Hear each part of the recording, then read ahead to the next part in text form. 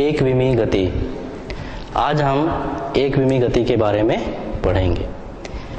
इस अध्याय में हम भौतिकी की सबसे पुरानी शाखा यांत्रिकी का अध्ययन करेंगे।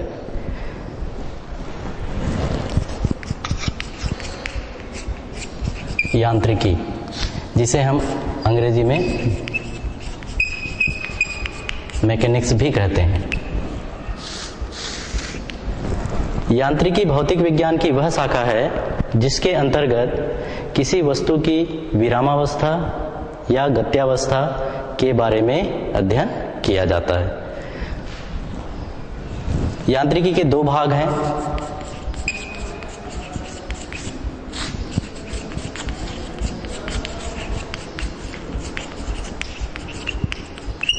जिसमें से पहला भाग है स्थिति विज्ञान और दूसरा भाग है गति विज्ञान।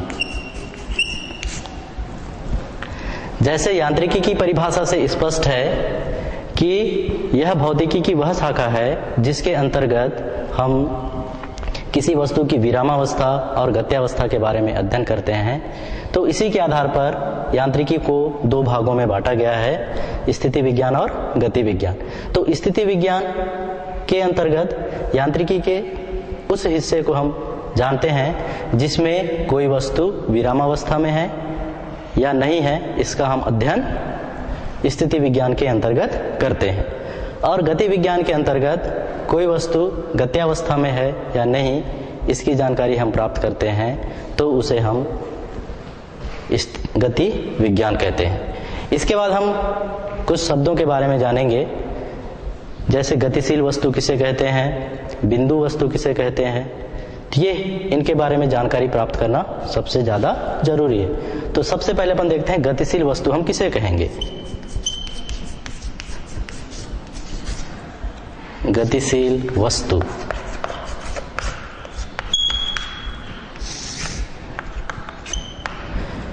यदि मान लो किसी वस्तु के स्थिति में समय के साथ परिवर्तन हो रहा है, तो उस स्थिति में हम उसे गति का होना कहते हैं। यदि कोई वस्तु स्थिति के साथ समय के साथ अपनी स्थिति में परिवर्तन होता है तो इसे गति कहते हैं। और जो वस्तु गति करती है उस वस्तु को हम गतिशील वस्तु कहते हैं। समय के साथ किसी वस्तु की स्थिति में परिवर्तन होना गति कहलाता है, और जो वस्तु गति करती है उसे गतिशील वस्तु कहते हैं। जैसे इसका एग्जाम्पल देख सकते हैं हम, जैसे पक्षी आकाश में उड़ता है तो पक्षी गतिशील वस्तु हो गई। नाव नदी में तैरती है तो नाव भी एक गतिशील वस्तु है। उसी प्रकार से पृथ्वी के चारों ओर चंद्रमा घूमती है, तो यहाँ पर पृथ्वी स्थिर है और चंद्रमा उसके चारों ओर घूमती है, अर्थात यहाँ पर चंद्रमा एक गतिशील वस्तु है। इसके बाद हम देखते हैं बिंदु वस्तु किसे कहेंगे।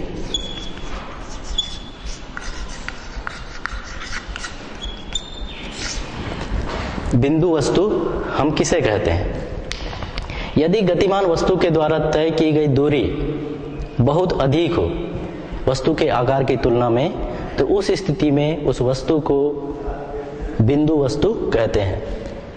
बिंदु वस्तु का मतलब यह है, यदि किसी वस्तु के द्वारा तय की गई दूरी वस्तु की तुलना में बहुत अधिक होती है, तो उस स्थिति में उस वस्तु को बिंदु वस्तु कहा जाता है। इसका उदाहरण देख सकते हैं, जैसे क्रिकेट का मैदान है और वहां पर जो क्रिकेट की बॉल की जो गति है, तो उस स्थिति में जो क्रिकेट का जो बॉल है जो कि उस क्रिकेट के मैदान में गति कर रही है, तो उस क्रिकेट के बॉल को हम बिंदु वस्तु कह सकते हैं। उसी प्रकार से जैसे किसी समुद्र में कोई जहाज है, तो उस स्थिति में वह जहाज भी एक बिंदु वस्तु कहलाता है। तो इस प्रकार से हमने यहाँ पर देखा यांत्रिकी की परिभाषा। यांत्रिकी भौतिकी की सबसे पुरानी शाखा है जिसके अंतर्गत हम किसी वस्तु के विरामावस्था या गत्यावस्था के बारे में अध्ययन करते हैं। इसी के आधार पर यांत्रिकी को दो भागों में बांटा गया है। एक उसके स्थिति के आधार पर, जिसे स्थिति विज्ञान कहते हैं, और एक दूसरा है किसी वस्तु के गति के आधार पर, जिसमें हम किसी वस्तु के गत्यावस्था के बारे में अध्ययन करते हैं, तो उसे गति विज्ञान कहते हैं। और हम यहाँ पर हमें एक चीज याद रहना चाहिए कि यदि किसी वस्तु के स्थिति में परिवर्तन होता है तभी हम कहते हैं कि वहां गति हो रहा है। यदि किसी वस्तु के स्थिति में परिवर्तन होता है तो उसे गति कहते हैं। अब इसके बाद हम देखते हैं एकविमी गति।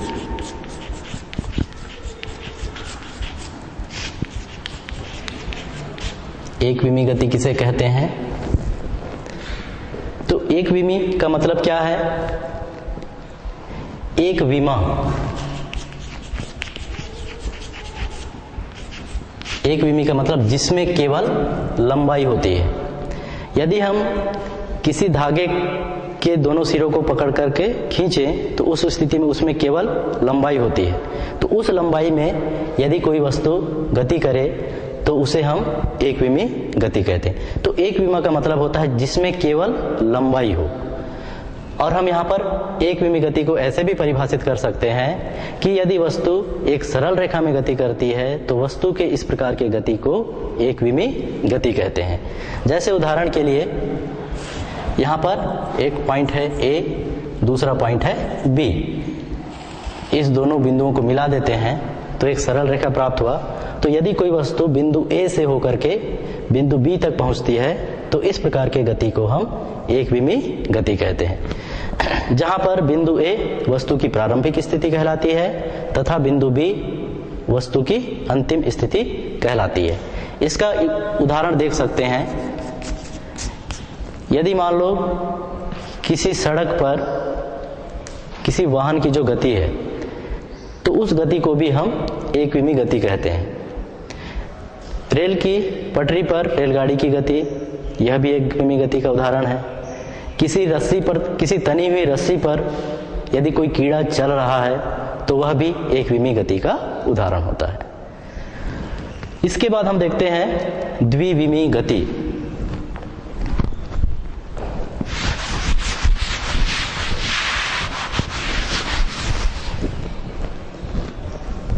दूसरा है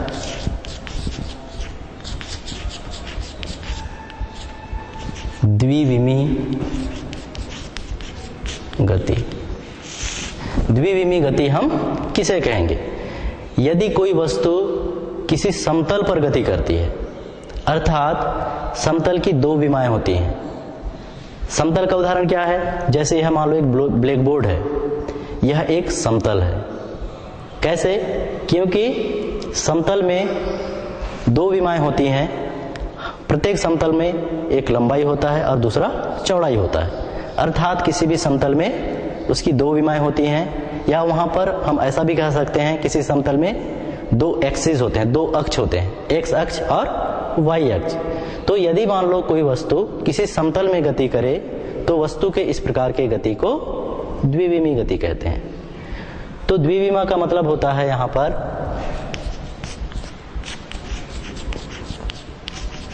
द्विविमी का मतलब होता है जिसमें दो विमाएं हो। दो विमाएं अर्थात जिसमें लंबाई और चौड़ाई हो। अर्थात किसी समतल में लंबाई और चौड़ाई होती है तो उस लंबाई और चौड़ाई के अंतर्गत यदि कोई वस्तु गति करती है तो वस्तु के इस प्रकार के गति को द्विविमी गति कहते हैं। या दूसरे शब्दों में हम ऐसा भी कह सकते हैं, द्विविमी गति वह गति होता है जिसमें कोई वस्तु किसी समतल पर गति करती है। इसके एग्जाम्पल्स हम देख सकते हैं। इसके एग्जाम्पल में यदि मान लो कोई वस्तु, जैसे मान लो दीवार पर कोई छिपकली चल रहा है तो यह द्विविमी गति का उदाहरण है। तालाब में कोई नाव गति कर रहा है तो तालाब एक समतल की तरह कार्य करेगा और नाव उसमें गति कर रहा है तो यह भी द्विविमी गति का उदाहरण है। उसी प्रकार से जैसे जमीन पर कोई कीड़ा रेंग रहा है या चल रहा है तो वह भी द्विविमी गति का उदाहरण है। उसी प्रकार से जैसे कैरम बोर्ड है, उसमें जो उसकी जो गोटियां जो होती है उनकी जो गति होती है उसकी गति को भी हम द्विविमी गति कह सकते हैं। यदि हम इसका आरेख खींचें तो इस प्रकार से खींच सकते हैं। किसी समतल में दो एक्सिस होते हैं, एक एक्सिस एक्स एक्सिस कहलाता है और दूसरा वाई एक्सिस कहलाता है, और ओ मूल बिंदु कहलाता है। यदि मान लो इस समतल में, यहां पर यह कहलाता है एक्स वाई समतल, तो एक्स वाई समतल में यदि मान लो कोई बिंदु P है जो कि एक्स अक्ष में यहां से यहां तक x दूरी पर है, और इधर से यदि नापें तो यहां से यहां तक, सपोज इस बिंदु को A से डिनोट करें, इस बिंदु को B से डिनोट करें, तो x अक्ष में OA की दूरी x है, अर्थात x अक्ष में यह बिंदु x दूरी पर स्थित है, और y अक्ष में यह बिंदु OB दूरी, अर्थात मान लो इसे y के बराबर मानते हैं, तो y अक्ष में बिंदु P y दूरी पर स्थित है। तो उस स्थिति में इसका जो निर्देशांक जो होता है हम उसे xy से दर्शाते हैं, जहां x इस बिंदु की x अक्ष से दूरी है और y इस बिंदु P की y अक्ष से दूरी है। मूल बिंदु का जो निर्देशांक होता है, इस पॉइंट का जो निर्देशांक जो होता है, x अक्ष में यह 0 दूरी पर स्थित है और y अक्ष में भी यह 0 दूरी पर स्थित है। इसलिए जो मूल बिंदु का जो निर्देशांक होता है वह 0 0 होता है। इसी प्रकार से हम इसको जब सदिश के रूप में व्यक्त करेंगे, तो जब सदिश के रूप में व्यक्त करेंगे तो उस स्थिति में हमें यहाँ पर एकक सदिश मानना होता है। तो x एक्सिस में जो एकक सदिश होता है वह i कैप के बराबर लेते हैं, उसे i कैप, ये यूनिट वेक्टर कहलाता है एकक सदिश। उसी प्रकार से y एक्सिस में जो यूनिट वेक्टर लिया जाता है वह उसे हम j कैप से डिनोट करते हैं। तो उस स्थिति में OP का जो स्थिति सदिश जो होता है, OP का स्थिति सदिश हम OP बार से डिनोट करते हैं, और OP bar is equal to R bar लेते हैं, और R बार बराबर होता है x into I cap plus y into J cap. तो यह द्विविमा में किसी बिंदु के स्थिति सदिश को प्रदर्शित करता है, और R बार बराबर x into I cap plus y into J cap होता है। तो इस प्रकार से हम देख सकते हैं, या यहाँ पर हमने जाना कि द्विविमी गति किसे कहते हैं। तो द्विविमी गति, जब कोई वस्तु किसी समतल पर गति करती है तो इसे हम द्विविमी गति कहते हैं। इसका एग्जाम्पल, जैसे यदि कोई वस्तु किसी दीवार पर गति कर रही है, अर्थात मान लो कोई छिपकली है वह दीवार पर चल रही है, तो वस्तु की इस गति को हम द्विविमी गति कहेंगे। उसी प्रकार तालाब में यदि कोई नाव है तो उस नाव की गति भी द्विविमी गति कहलाएगी। यदि मान लो कैरम बोर्ड है, उसमें जो गोटियां जो होती हैं उनकी गति भी द्विविमी गति होगी। उसी प्रकार से जमीन पर कोई कीड़ा रेंग रहा है तो वह भी द्विविमी गति का उदाहरण है। इसके पश्चात हम देखते हैं त्रिविमी गति।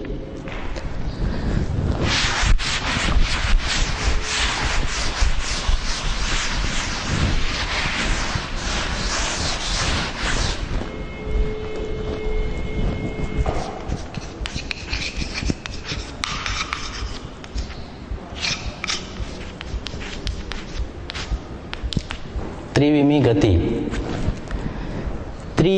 त्रिविमी शब्द का अर्थ होता है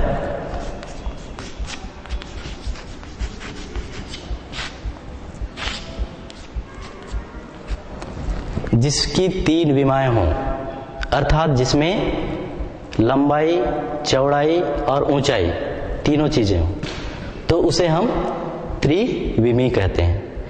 एग्जाम्पल के लिए, जैसे मैंने इससे पहले बताया आप लोगों को, एक विमी का मतलब जिसमें केवल एक विमा होती है, केवल लंबाई होता है। द्विविमी का मतलब जिसमें लंबाई और चौड़ाई दोनों होती हैं, और त्रिविमी का मतलब होता है जिसमें लंबाई और चौड़ाई के साथ उसकी ऊंचाई या मोटाई या गहराई, ये तीनों चीजें हो सकती हैं, तो उसे हम त्रिविमी कहते हैं। तो त्रिविमी गति को हम कैसे परिभाषित करेंगे? यदि मान लो कोई वस्तु आकाश में गति करती है, या अंतरिक्ष में गति करती है या स्पेस में गति करती है तो वस्तु के इस प्रकार के गति को त्रिविमी गति कहते हैं। अर्थात यदि मान लो कोई वस्तु आकाश में गति कर रही है तो उसे हम कहेंगे त्रिविमी गति। इसका एग्जाम्पल हम देख सकते हैं, जैसे आकाश में पतंग उड़ रहा है तो आकाश में पतंग की जो गति होगी वह त्रिविमी गति होगी। आकाश में जैसे चिड़िया उड़ते हैं तो उनकी गति भी त्रिविमी गति होगी। उसी प्रकार से आकाश में जो भी वस्तुएं गति करेंगी वे सारी गतियां त्रिविमी गति के अंतर्गत आती है। तो यहाँ पर त्रिविमी गति में हम जो एक्सिस जो लेते हैं, अक्ष जो लेते हैं, यहाँ पर 3 अक्ष लिया जाता है, एक्स अक्ष, वाई अक्ष और जेड अक्ष, जो कि तीनों अक्ष परस्पर लंबवत होते हैं। इसको हम चित्र के माध्यम से समझ सकते हैं। एग्जाम्पल के लिए जैसे मान लो ये मूल बिंदु हो गया ओ एक्स एक्स एक्सिस होगा, ओ वाई वाई एक्सिस होगा, और जो ओ जेड जो होता है वास्तव में ये दोनों अक्षों के लंबवत होता है। दोनों अक्षों के लंबवत का मतलब इस दिशा में होता है, सामने की दिशा में ऐसा। तो इसे हम इस ब्लैक बोर्ड पर नहीं बता सकते, इसलिए हम इसको इधर ऐसा खींचते हैं। अर्थात यहाँ पर एक्स ओ वाई ये भी 90 अंश का होता है, वाई ओ जेड ये भी 90 अंश का होता है, लेकिन यहाँ दिख नहीं रहा है, और एक्स ओ जेड ये भी 90 अंश का होता है। तो इस प्रकार से जब हम 3 अक्षों को दर्शाते हैं तो ये 3 विमाएं कहलाती है। अब यदि मान लो इस 3 विमाओं में 3 तल हैं, एक तल होता है एक्स ओ वाई, दूसरा तल होता है वाई ओ जेड और तीसरा तल होता है एक्स ओ जेड। इस प्रकार से यहाँ पर 3 तल होते हैं। और यहाँ पर यदि मान लो इस त्रिविमा में यदि मान लो कोई वस्तु बिंदु P पर स्थित है, यहाँ पर मान लो बिंदु P पर स्थित है, इसका मतलब ये है कि बिंदु P एक्स अक्ष में, सपोज इस बिंदु को O से डिनोट करें, ओ ए दूरी पर है और सपोज इसका मान x है, और y अक्ष में यह बिंदु मान लो ओ बी दूरी पर स्थित है और इसका मान लो स्मॉल y के बराबर है। तो यह बिंदु P y अक्ष से y दूरी पर स्थित है, y अक्ष में y दूरी पर स्थित है। और z अक्ष के लिए अपन देखें तो इस प्रकार से ऐसे मिला सकते हैं इसको। मान लो ये बिंदु C है, तो मान लो ये कितनी दूरी पर है, z दूरी पर स्थित है।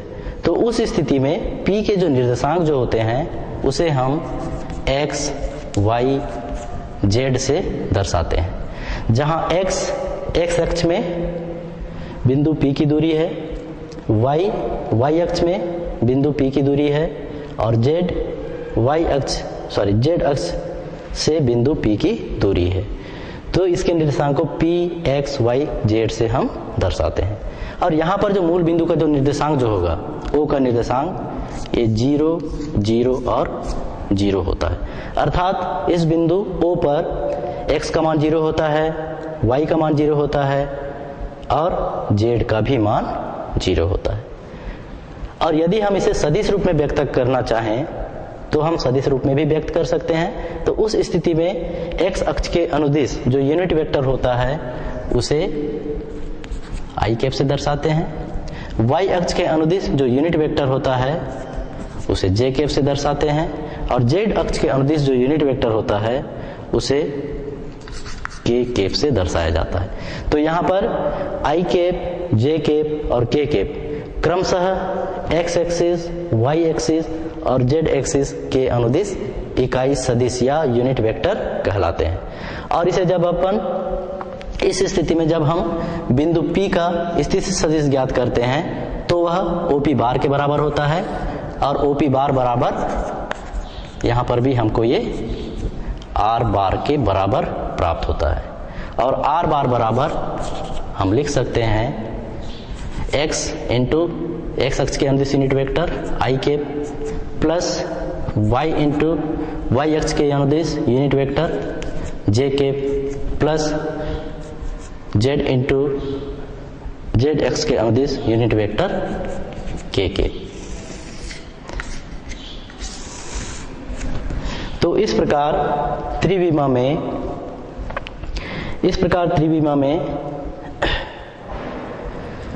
बिंदु P का जो स्थिति सदिश होता है वह r बार बराबर x i cap plus y j cap plus z k cap के बराबर होता है। तो इस प्रकार से हमने देखा यहाँ पर एक विमी गति, द्विविमी गति और त्रिविमी गति। एक विमी गति में वस्तु किसी सरल रेखा में गति करती है, द्विविमी गति में कोई वस्तु किसी समतल पर गति करती है और त्रिविमी गति में कोई वस्तु आकाश में गति करती है। तो इस प्रकार की गतियों को क्रमशः एक विमी गति, द्विविमी गति और त्रिविमी गति कहते हैं।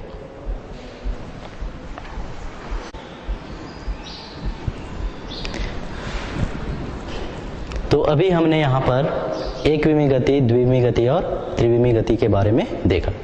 इसके बाद हम देखेंगे हमारा जो अगला टॉपिक है ऋजु रेखी गति।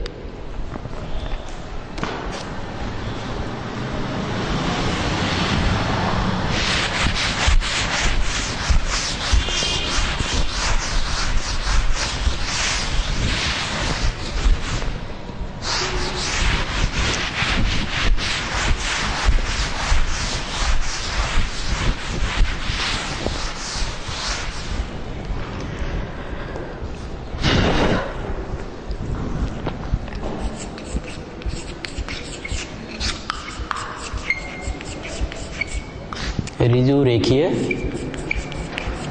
गति। तो ऋजु रेखी गति हम किसे कहते हैं? ऋजु रेखी का मतलब होता है, ऋजु का मतलब होता है एकदम सीधा और रेखी का मतलब सरल रेखा। तो ऋजु रेखी का मतलब होता है एकदम सीधे सरल रेखा में यदि कोई वस्तु गति करती है तो वस्तु के इस प्रकार के गति को ऋजु रेखीय गति कहते हैं। अर्थात यदि कोई वस्तु ऋजु रेखी गति कर रही है उसका मतलब होगा वह वस्तु सीधी सरल रेखा में गति करती है। तो यहाँ पर सरल रेखा में गति के लिए कुछ महत्वपूर्ण बातों के बारे में जानते हैं, जिसमें से हम यहाँ पर जो चिन्ह परिपाटी जो लेते हैं वो कैसे लेते हैं, चिन्हों को हम किधर धनात्मक होगा किधर ऋणात्मक होगा उसके बारे में जानते हैं।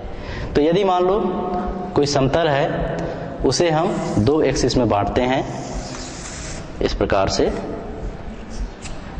ये जो एक्सिस है एक्स डैश, ये एक्स एक्सिस कहलाता है या एक्स अक्ष कहलाता है, और ये जो मध्य का बिंदु है ये मूल बिंदु कहलाता है, और ये वाई डैश ये वाई एक्सिस कहलाता है। जिसमें से एक्स ओ वाई इसको हम पहला चतुर्थांश बोलते हैं, वाई ओ एक्स डैश ये दूसरा चतुर्थांश कहलाता है, X dash O Y dash ये तीसरा चतुर्थांश कहलाता है, और एक्स ओ वाई डैश ये चौथा चतुर्थांश कहलाता है।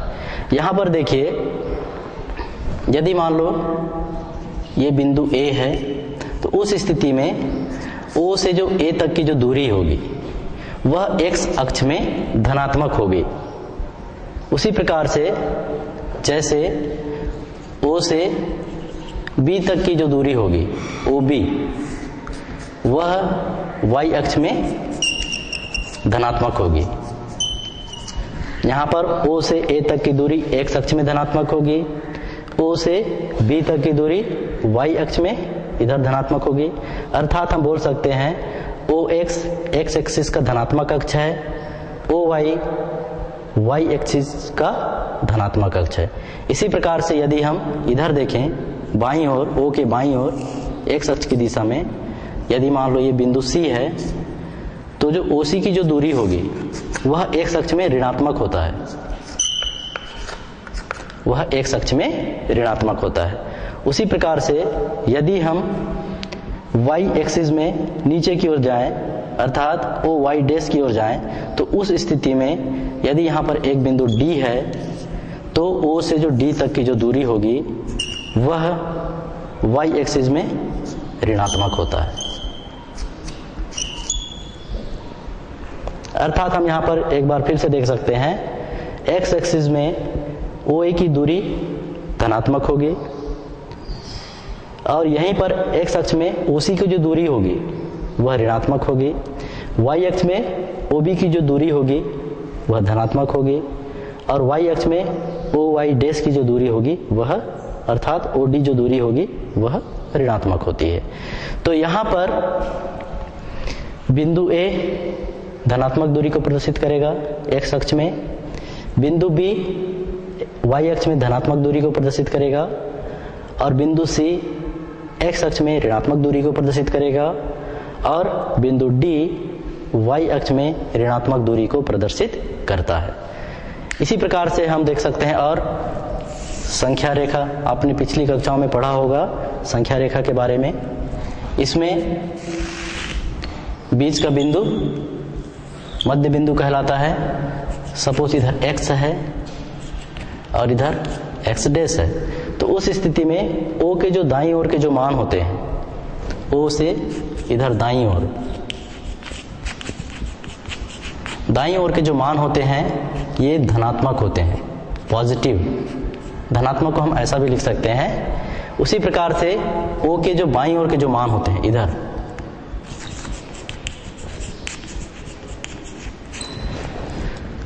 O से जो बाईं ओर के जो मान होते हैं ये मान ऋणात्मक होते हैं।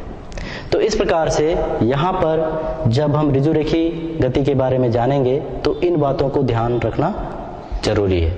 यहाँ पर हम देख सकते हैं, जैसे इस स्थिति में हम यहाँ देख सकते हैं जो पहला चतुर्थांश है, यहाँ पर यदि निर्देशांकों को लिखना चाहें तो पहले चतुर्थांश में यहाँ पर जो मान होते हैं x का मान धनात्मक होता है और y का मान धनात्मक होता है।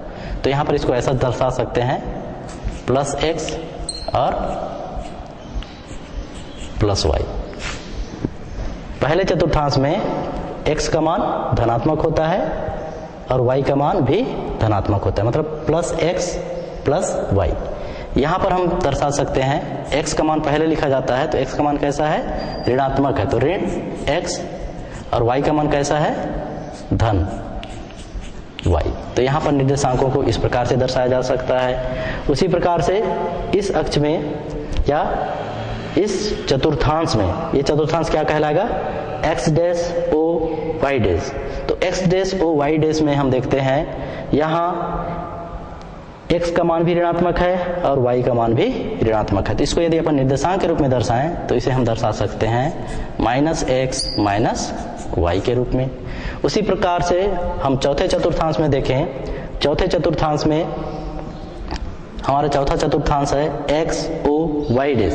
तो x o y डैश में x के मान धनात्मक होते हैं और y के मान ऋणात्मक होते हैं। तो यदि हम इसे निर्देशांकों के रूप में दर्शाएं तो इसे हम दर्शा सकते हैं +x -y।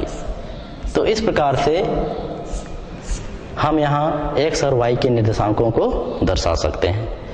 तो इस बात का ऋजुरेखी गति का जब हम अध्ययन करेंगे तो वहाँ पर इन बातों को ध्यान रखना जरूरी है।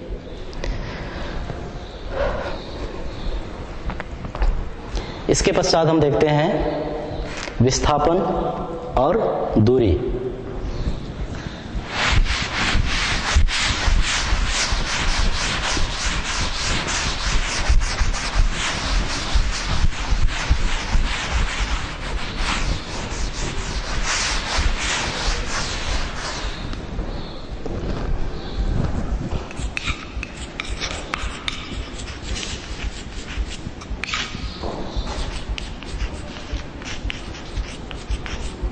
विस्थापन एवं दूरी।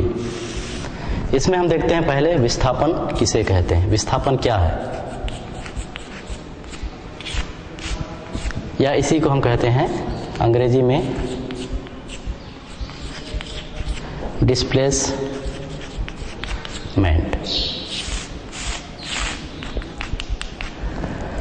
विस्थापन को हम परिभाषित कर सकते हैं, गतिमान वस्तु द्वारा किसी विशेष दिशा में स्थिति परिवर्तन होता है उसे हम उसका विस्थापन कहते हैं।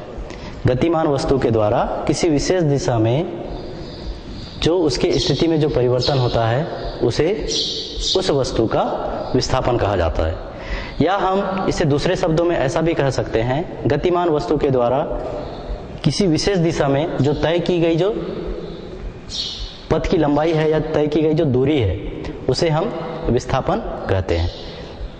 तो विस्थापन की परिभाषा को हम एक बार फिर से दोहराएं तो किस प्रकार से दोहराया जा सकता है? यदि किसी वस्तु के द्वारा एक विशेष दिशा में जो तय की गई जो दूरी होती है उसे विस्थापन कहा जा सकता है या कहा जाता है, या गतिमान वस्तु द्वारा किसी विशेष दिशा में जो स्थिति में जो परिवर्तन होता है उसे उस वस्तु का विस्थापन कहा जाता है। यहाँ पर विस्थापन जो है किसी वस्तु के प्रारंभिक स्थिति और वस्तु के अंतिम स्थिति पर निर्भर करती है। विस्थापन किसी वस्तु के प्रारंभिक स्थिति और वस्तु के अंतिम स्थिति पर निर्भर करती है। हम विस्थापन को धनात्मक भी ले सकते हैं, ऋणात्मक भी ले सकते हैं और शून्य भी ले सकते हैं। इसी प्रकार से हम जानते हैं यहाँ परिभाषा में स्पष्ट है, किसी विशेष दिशा में किसी वस्तु के स्थिति में जो परिवर्तन होता है उसे विस्थापन कहा जाता है। इसलिए विस्थापन सदिश राशि है। विस्थापन एक सदिश राशि। सदिश राशि का मतलब क्या होता है? पिछली कक्षाओं में आप लोगों ने पढ़ा होगा। सदिश राशि का मतलब होता है ऐसी राशि जिसमें परिमाण और दिशा दोनों होते हैं, उस राशि को सदिश राशि कहा जाता है। अर्थात विस्थापन में इसका मान भी होता है और इसका दिशा भी होता है, इसलिए यह एक सदिश राशि है। उसके पश्चात हम इसका एसआई मात्रक देखें। इसका एसआई मात्रक होता है मीटर। इसका एसआई मात्रक होता है मीटर और विमी सूत्र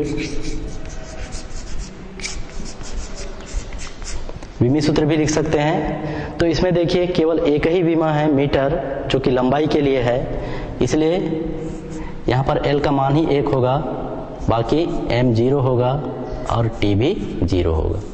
इसलिए इसका विमी सूत्र M 0 L T 0 होता है।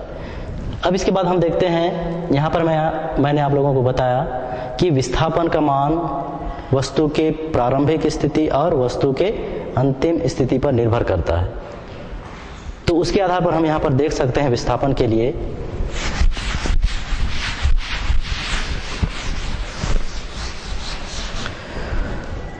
जैसे एक डायग्राम देखें। यहाँ पर बिंदु A है और ये बिंदु B है। हम बिंदु A से बिंदु B तक विभिन्न मार्गों से पहुंच सकते हैं। जैसे उदाहरण के लिए इस मार्ग का अनुसरण करके पहुंचे, यदि हम AX से होते हुए B तक पहुंचे, या फिर A से पहले C गए, C से D के बाद B में पहुंचे, या फिर इधर से XY से होते हुए B में पहुंचे, तो प्रत्येक स्थिति में जो यहाँ पर जो विस्थापन होगा वह AB ही होगा, क्योंकि विस्थापन वस्तु की प्रारंभिक स्थिति और वस्तु की अंतिम स्थिति पर निर्भर करता है। यहाँ पर वस्तु की प्रारंभिक स्थिति A है और वस्तु की जो अंतिम जो स्थिति है वह B है। तो यहाँ पर विस्थापन AB के बराबर ही होगा, चाहे वह किसी भी मार्ग का अनुसरण करे। तो इससे हम ये भी बता सकते हैं कि विस्थापन पथ की जो आकृति होती है, जिस पथ से वस्तु गति करती है, उस पर निर्भर नहीं करता। अर्थात विस्थापन पथ की आकृति पर निर्भर नहीं करता, यह केवल जो वस्तु की प्रारंभिक स्थिति है और जो वस्तु की अंतिम स्थिति है उस पर निर्भर करता है। और जैसे इसका जो मान जो शून्य कब हो सकता है, जैसे एग्जांपल के लिए देखिए, यदि मान लो कोई वस्तु वृत्तीय गति कर रहा है, ये वृत्त का केंद्र है और इसकी परिधि पर एक बिंदु A है।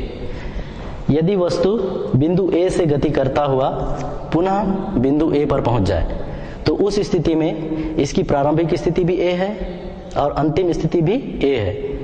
मतलब वस्तु जहां से चलना प्रारंभ किया था वहीं पर फिर से वापस पहुंच गया। तो इस स्थिति में जो वस्तु का जो विस्थापन होता है वह शून्य होता है।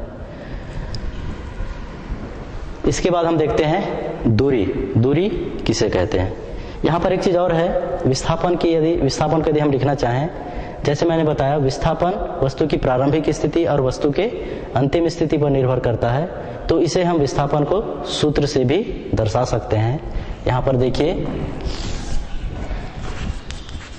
माना वस्तु की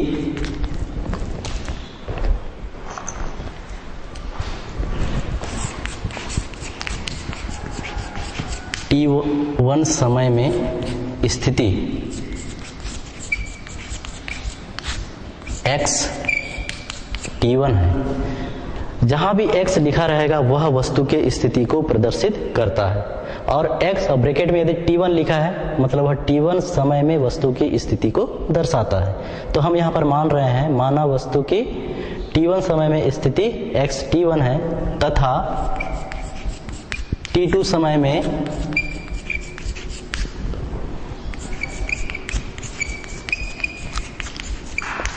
वस्तु की स्थिति क्या हो जाएगी, x t2। अतः वस्तु का विस्थापन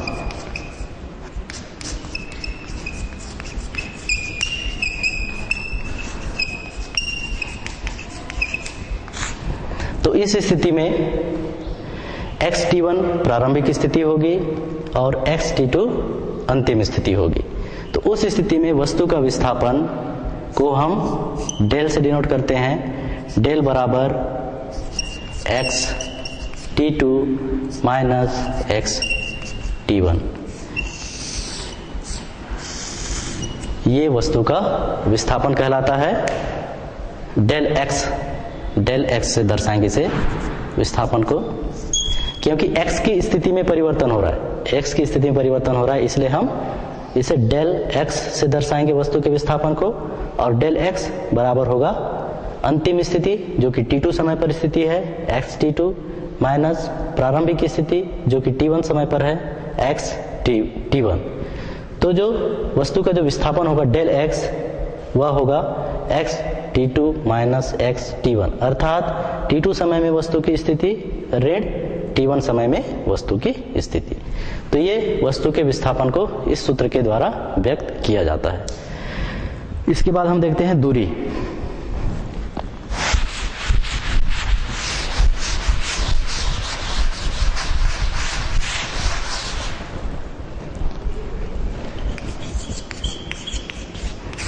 दूरी या अंग्रेजी में इसको क्या कहेंगे, डिस्टेंस। जितने भी भौतिक राशियां हैं उनके अंग्रेजी नाम भी आप सभी को याद रहना चाहिए। तो यहाँ दूरी को हम कहते हैं डिस्टेंस।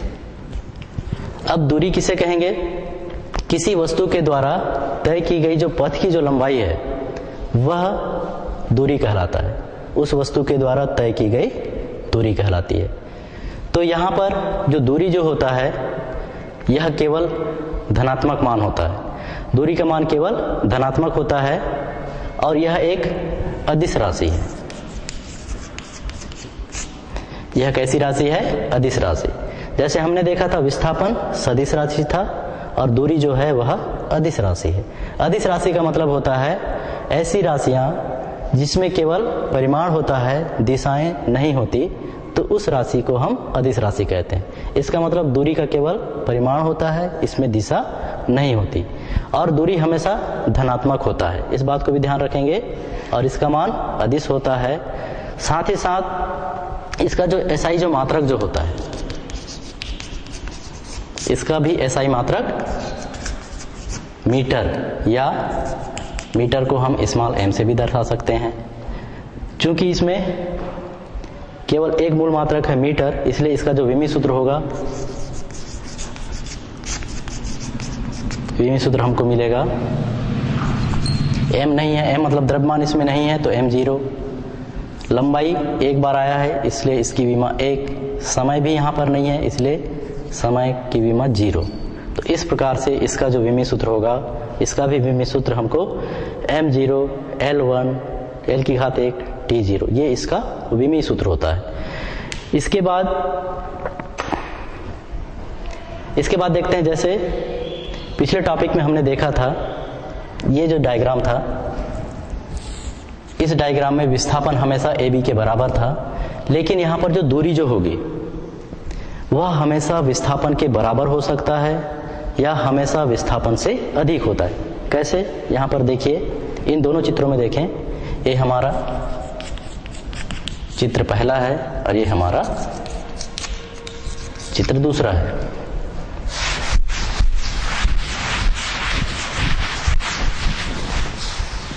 पहले चित्र में देखिए,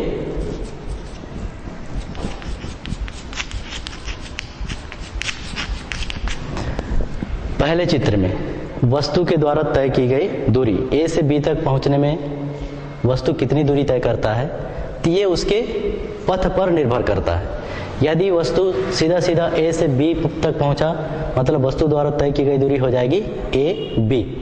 और यदि वस्तु A से पहले X में पहुंचा और X के पश्चात B में पहुंचा, तो उस स्थिति में जो दूरी जो होगा, उस स्थिति में दूरी क्या हो जाएगा, AX प्लस XB। कौन से पथ का अनुसरण कर रहा है, AXB पथ का अनुसरण कर रहा है, तो उस स्थिति में दूरी होगा AX प्लस XB।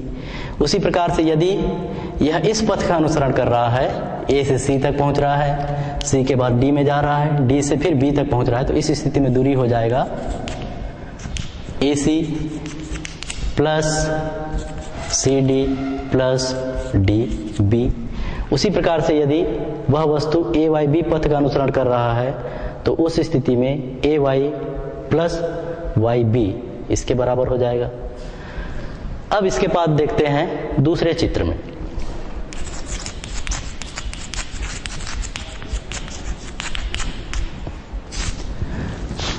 अब यहां पर देखिए, दूसरे चित्र में क्या है, यहां पर विस्थापन का मान 0 था, क्योंकि वस्तु वृत्तीय गति कर रही है और पुनः जहां से चलना प्रारंभ किया था वहीं पे आकर के,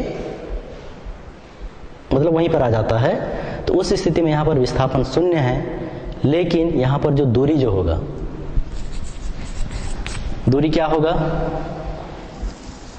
A से लेकर से फिर से A तक पहुंचा है। अर्थात चूंकि वस्तु वृत्तीय गति कर रहा है, तो जो दूरी तय की गई जो दूरी होगी वस्तु के द्वारा, वह इस वृत्ताकार जो पथ है उसकी परिधि होगी। तो तय की गई दूरी बराबर होगा यहाँ पर वृत्त की परिधि। यदि इसकी त्रिज्या स्मॉल r है, तो हमको पता है परिधि का मान होता है 2 पाई इंटू r। तो दूसरे चित्र में वस्तु द्वारा जो तय की गई जो दूरी होगी वह वृत्त की परिधि के बराबर होगी और उस दूरी का मान 2 पाई r के बराबर होता है। धन्यवाद।